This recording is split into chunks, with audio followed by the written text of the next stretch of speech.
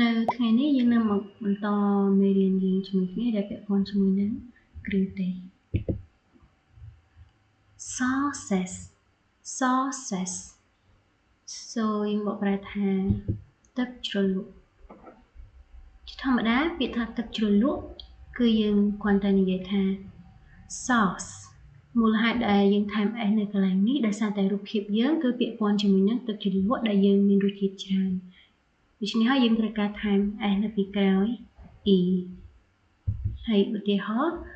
I like to eat noodles with sauce ខ្ញុំចូលចិត្តញ៉ាំមីជាមួយនឹងទឹកជ្រលក់ oyster sauce oyster sauce យើងមកប្រែថាទឹកប្រេងខ្យងឧទាហរណ៍ I ate oyster sauce when I cook vegetables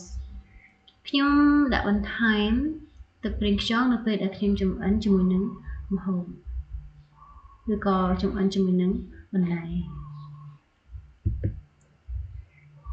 vinegar យើងមកប្រែថាទឹកខ្មេះហើយឧទាហរណ៍ vinegar tastes sour អញ្ចឹងទឹកខ្មេះគឺមានរសជាតិជូរ